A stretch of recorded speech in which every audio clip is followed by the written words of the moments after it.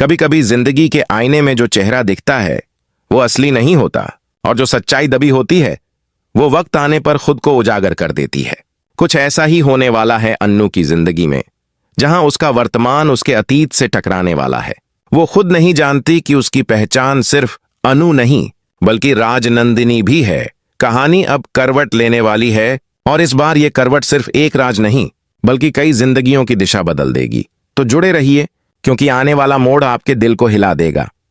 अगर आप तुमसे तुम तक की इस कहानी को पसंद करते हैं तो वीडियो को लाइक करें, शेयर करें और चैनल को सब्सक्राइब करना बिल्कुल न भूलें, क्योंकि असली ड्रामा अब शुरू हुआ है। सुबह की पहली किरण जब खिड़की से भीतर आई तो अन्नू ऑफिस के लिए तैयार हो रही थी। उसके चेहरे पर मुस्कान थी, लेकिन मन में हलचल। उसे पता नहीं था कि आज का दिन उसकी जिंदगी का सबसे बड़ा मोड़ बनने वाला है। ऑफिस पहुंचते ही उसने देखा कि आर्यवर्धन भी बिल्कुल उसी रंग के कपड़ों में है, नीला सूट और वही ब्लू दुपट्टा अनु के कंधे पर। दोनों एक पल के लिए मुस्कुराए, जैसे ब्रह्मांड ने खुद उन्हें जोड़ दिया हो। उस छोटी सी मुस्कान में कुछ था जो शब्दों से परे था। अनु ने धीरे से कहा, लगता है आज ब्लू का दिन है। आर्य ने हंसकर जवाब दिया, शायद किस्मत भी हम दोनों की ट्विनिंग करा रही है। दोनों के बीच वो लम्हा बहुत प्यारा था, लेकिन यह सुकून ज्यादा देर नहीं टिकने वाला था। उसी वक्त मीरा का फोन आया। उसकी आवाज में कुछ सख्ती थी। अनु, मुझे तुमसे तुरंत बात करनी है, ऑफिस के बाहर आओ। अनु थोड़ा घबरा गई। वो बाहर निकली तो मीरा ने सीधे मुद्दे पर कहा, मुझे तुमसे एक जरूरी काम करवाना है। राजनंदिनी साड़ीज के पुराने डॉक्यूमेंट्स निकालो, उन्हें स्टडी करो और उसके लिए एक मार्केट सर्वे तैयार करो। अनु ने सिर हिलाया और बिना सवाल किए चली गई। वो फाइल रूम में पहुंची, जहां पुरानी धूल जमी अलमारियां थीं और हर फाइल मानो कोई दबी हुई कहानी कह रही थी। अनु ने फाइलें निकालनी शुरू की। तभी उसकी नजर एक सिग्नेचर पर पड़ी, राजनंदिनी आर्यवर्धन। उस नाम को देखते ही उसके हाथ रुक गए। अचानक उसके कानों में कुछ आवाजें गूंजने लगीं, किसी की हंसी, किसी की पुकार और एक जानी पहचानी धुन, जैसे कोई उसे नाम से पुकार रहा हो। उसके माथे पर पसीना आ गया।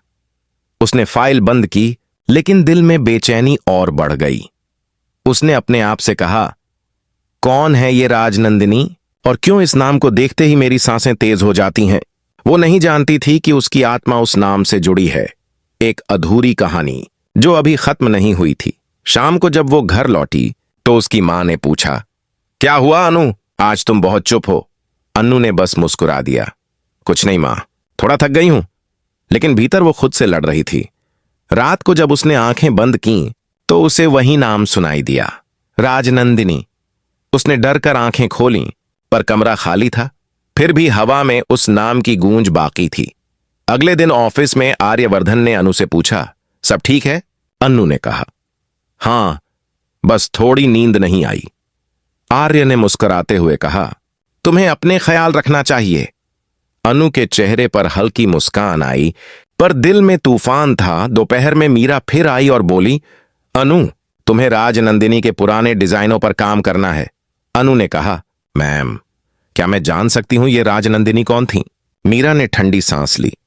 वो कभी इस कंपनी की जान थी, लेकिन अब उनका नाम सिर्फ फाइलों में रह गया है। अनु के भीतर फिर वही बेचैनी दौड़ गई। जैसे जैसे वो फाइलें पलटती गईं, वैसे वैसे उसके सपनों में वो चेहरा साफ होता जा रहा था। वही आंखें, वही मुस्कान, वही आवाज जो उसे पुकार रही थी। एक रात उसने सपना देखा, एक बड़ी हवेली, झूमर की रोशनी और एक औरत जो आईने में खुद को देख रही थी। वही चेहरा अनु का था, बस नाम अलग था, राजनंदिनी।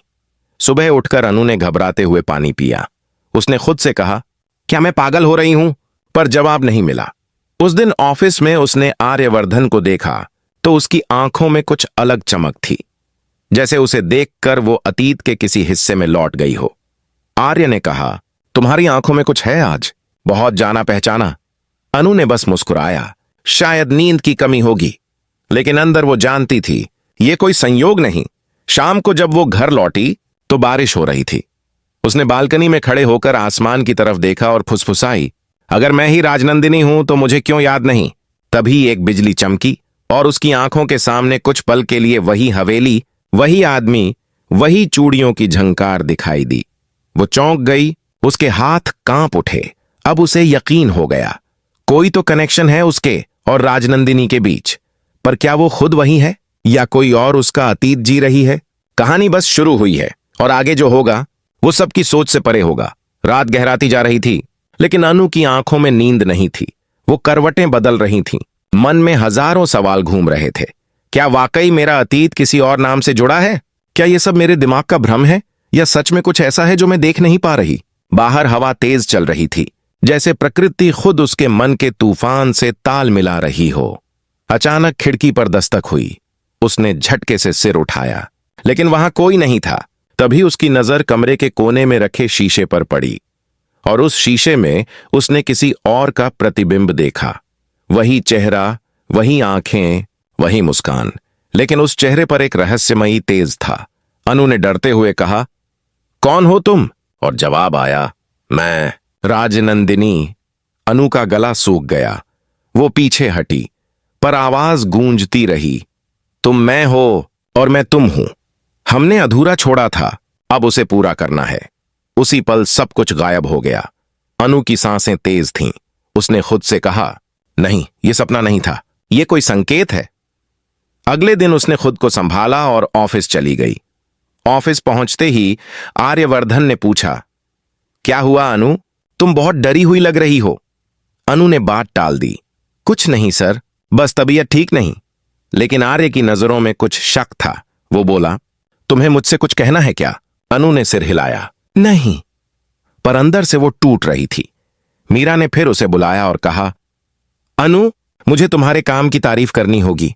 तुमने राजनंदिनी की डिजाइनों को जैसे समझा है वैसे कोई नहीं समझ पाया। अनु के चेहरे पर हल्की मुस्कान आई, पर उसके दिल में तूफान था। उसने कहा, शायद मैं उन्हें बहुत करीब से महसूस कर पाती हूं। मीरा बोली, हो सकता है क्योंकि तुम में वही जुनून है जो राजनंदिनी में था। मीरा के ये शब्द अनु के दिल में उतर गए। दोपहर में आर्यवर्धन ने अनु से कहा, शाम को घर चलो, मां ने बुलाया है। अनु चौंकी। अचानक क्यों? आर्य ने कहा, वो तुमसे मिलना चाहती है। अनु के मन में डर बैठ गया। न जाने क्यों उसे लग रहा था कि यह मुलाकात उसकी जिंदगी की सबसे बड़ी सच्चाई उजागर करेगी। शाम को जब वो आर्य के घर पहुंची तो हवेली जैसी बड़ी कोठी के दरवाजे खुले। अंदर हर कोना पुराने जमाने की याद दिला रहा था। दीवारों पर कुछ पुरानी तस्वीरें थीं और एक तस्वीर देखकर अनु के कदम रुक गए। उसने उस तस्वीर को गौर से देखा। वही चेहरा, वही मुस्कान, राजनंदिनी। और वो तस्वीर किसी और की नहीं, आर्य की पहली पत्नी की थी। अनु के हाथ कांपने लगे।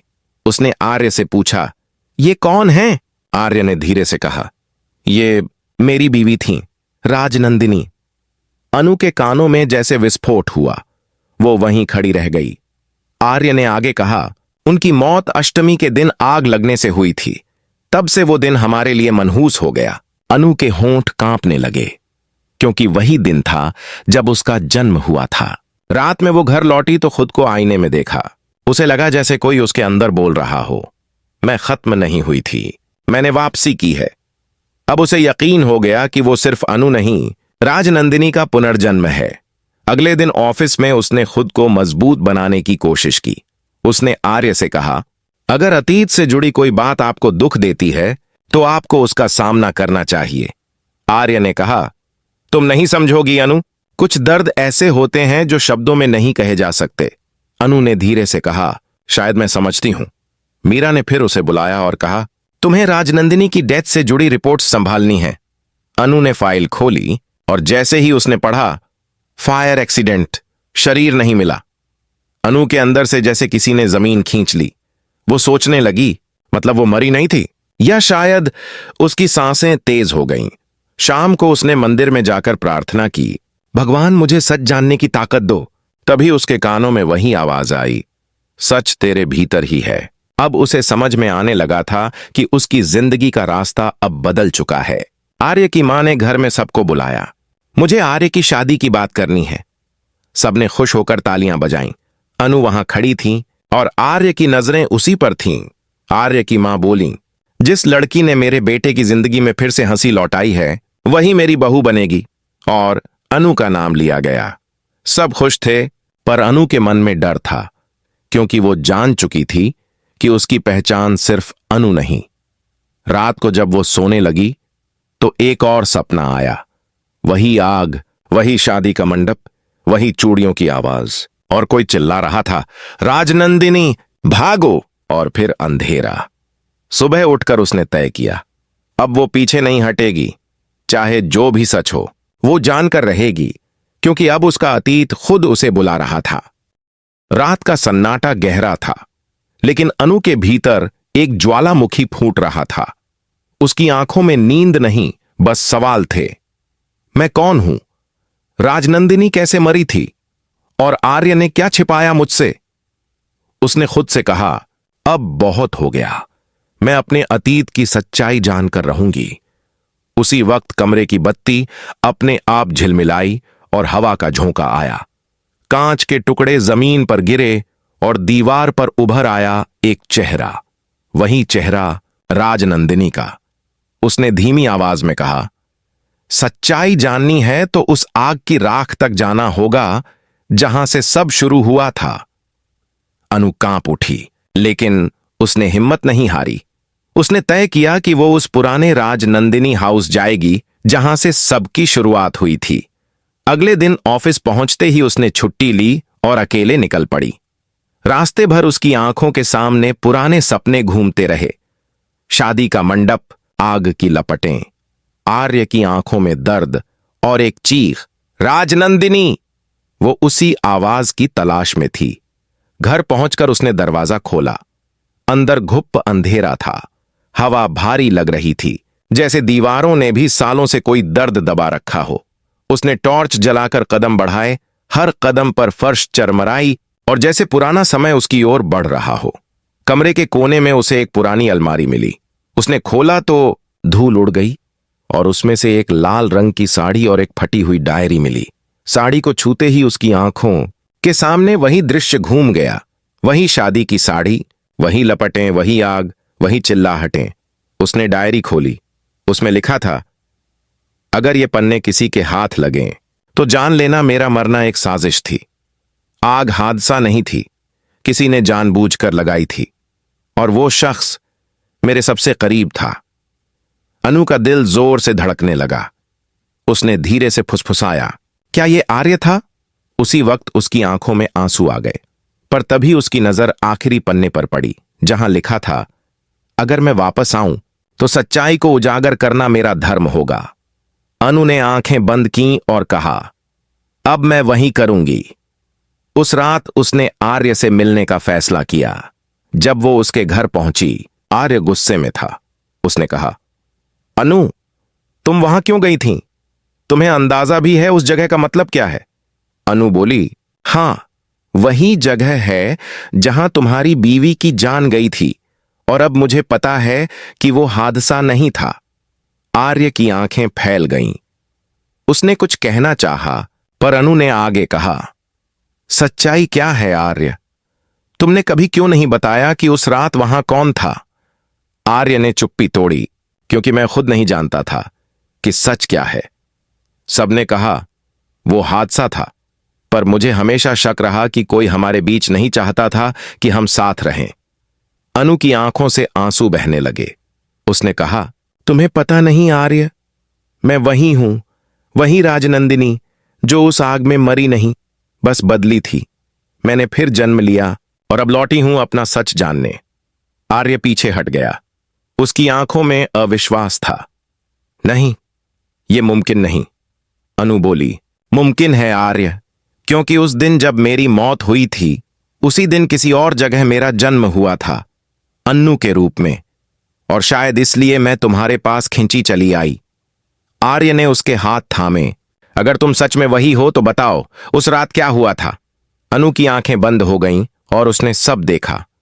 वो रात जब वो लाल साड़ी पहने थी, जब आग लगाई गई थी और एक साया दीवार के पीछे छिपा था। वो चेहरा साफ दिखा, मीरा। अन्नू की सांस रुक गई।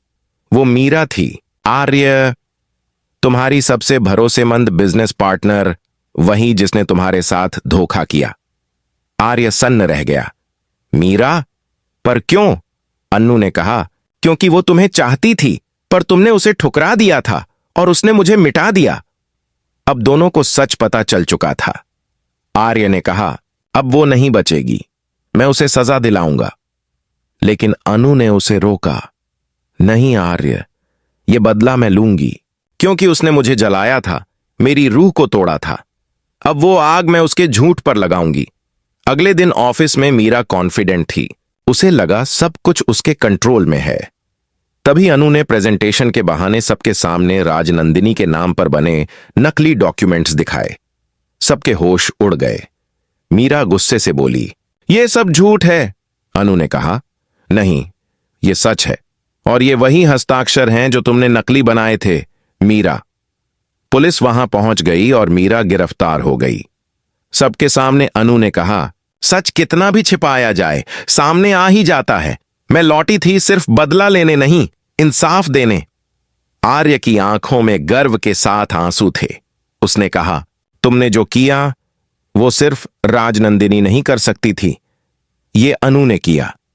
अनु मुस्कुराई और बोली, शायद अब मैं दोनों हूं, अनु भी और राजनंदिनी भी। घर लौटकर अनु ने मंदिर में दीप जलाया। हवा में सुकून था, चेहरा शांत था। आर्य उसके पास आया और बोला, अब सब खत्म? अनु ने कहा, नहीं आर्य, अब सब शुरू हुआ है। एक नई जिंदगी, एक नया प्यार। दोनों ने एक दूसरे का हाथ थामा और दीपक की लौ में उनका चेहरा चमक उठा।